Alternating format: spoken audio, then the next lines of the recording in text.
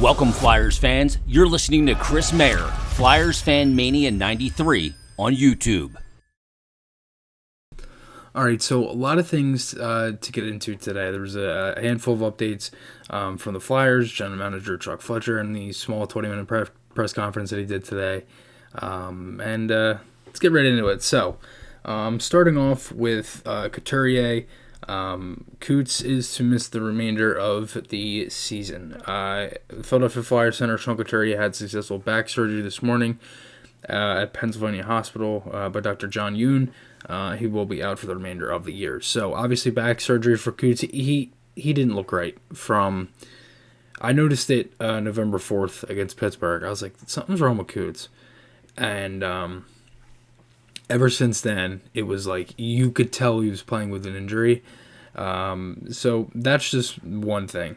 As for Ellis, they are basically Ellis is up in the air for coming back this year. They don't know if surgery is the thing. There's really no decision yet regarding shutting him down for the season, but Fletcher admitted that they are running out of time. That's a tweet from Bill Meltzer.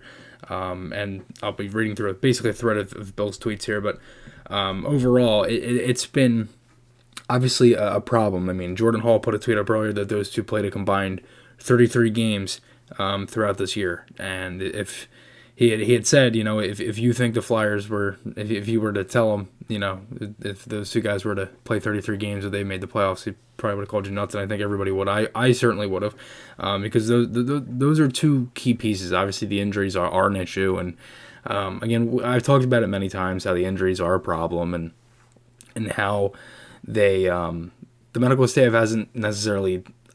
Personally, I feel like a lot of them have been guys coming back too early. And things like that. And my guess is they should just shut down all the guys that are hurt for the rest of the year. You have nothing to lose. You keep saying that you have this opportunity. There's a big window of an opportunity here, but you still have guys like York and Frost down in the AHL and Zamula. It just doesn't make any sense to me. You keep Ratcliffe up here. You talk about this big window of opportunity. And then you keep Frost and York down there when they were playing good NHL minutes, and York was one of your best defensemen since he's been called up.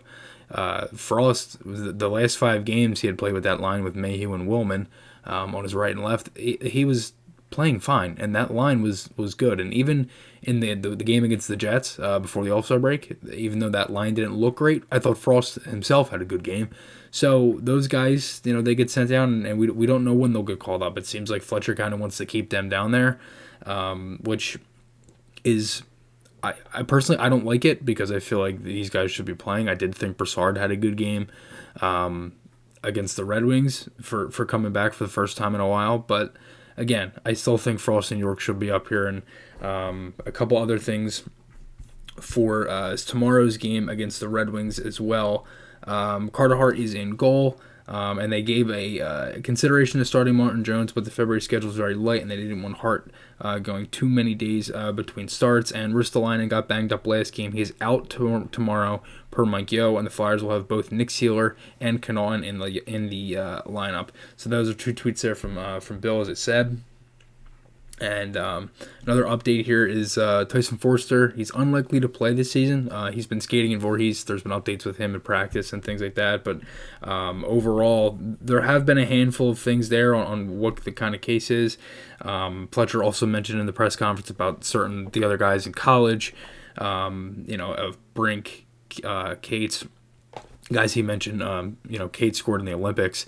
You have Brink, who's one of the top players right now in the NCAA, along with Jay O'Brien. Ronnie Attard is one of the best defensemen he had mentioned. So obviously the Flyers are getting a lot of good things in the college area, right? And they also have Ivan Fedotov, who they own their rights, but he is not signed. And per Sam Carchidi, the Flyers have been in contract talks with his agent, per source. So that was from 10:15 this morning. Again, as I said, he had, Russia ended up, ROC, I should say, playing Denmark this morning. And, again, he had a 49-save shutout there. So overall, I mean, I personally think the Flyers should sign him if they can. If he wants to come over to North America and you can get him to, I think he has a legit shot of being the Flyers' backup next year.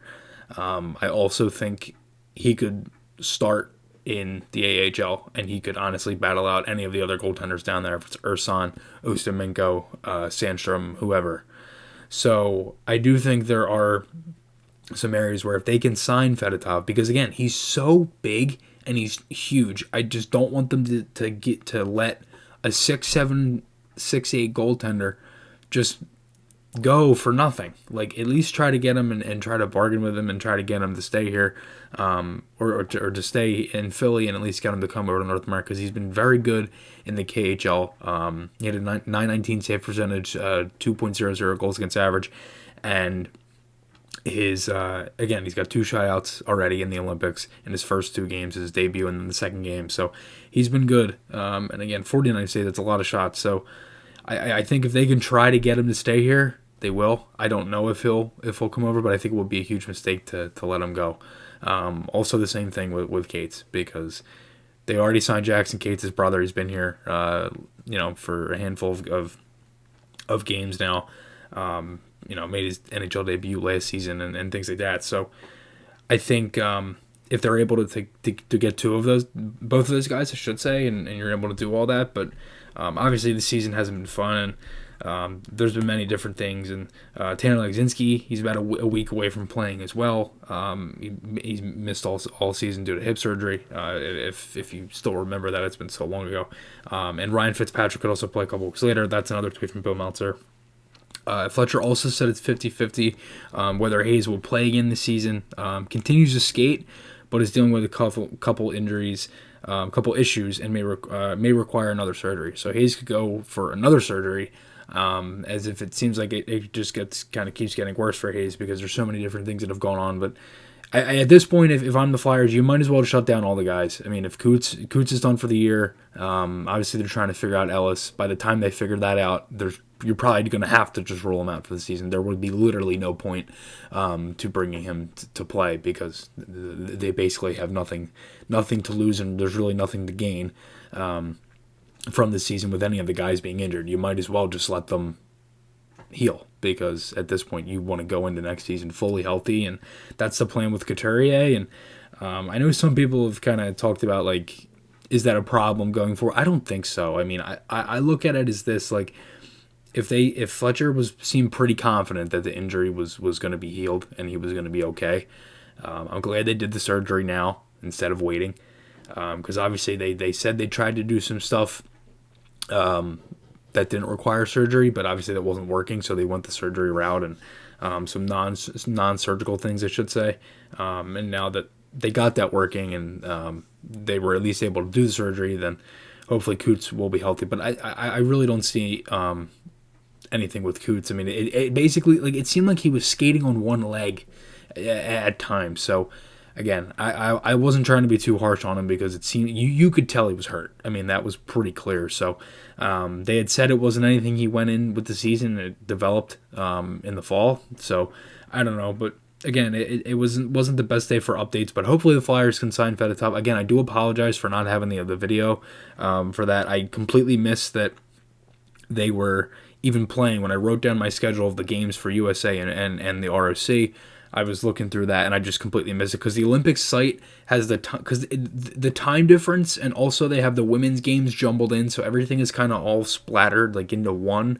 It's very difficult to read, because like when I'm looking at something that says like 23:10, I'm like what? I'm just so confused. But anyway, again, that is my bad, and I will continue to do videos for the Olympics. But tomorrow's game against the Red Wings for the Flyers, if you're still looking for positives, like I had mentioned in my game recap, if you're still looking for things, they have a chance tomorrow to kind of go into it and bounce back, because it wasn't their best game there on Wednesday, and you have a chance now to go into it, play better, and as Mikey mentioned last game, they can figure out if that was more of the Olympic break, or do they still have work to do? That's kind of where you want to be. So that's what I'm looking for tomorrow. And obviously there's been, a couple other things, because Atkinson was sick. Giroux just had a maintenance day, and Ristolainen was banged up, so they weren't in practice. And then Risto was the only one who was not at practice today. Giroux and Cam were. So, yeah, again, a lot of tough things, obviously, Coots and Ellis and everything. But remember, thank you guys for watching. I really do appreciate it. Again, remember to check out the sponsors, SeatGeek and Garrett Group Construction. I'll put a link to those in the description below. Also, the merchandise if you want to get any of that yourself. Seriously, thank you guys for all the support. I appreciate it. And again, thank you guys for watching, and I'll talk to you all again soon.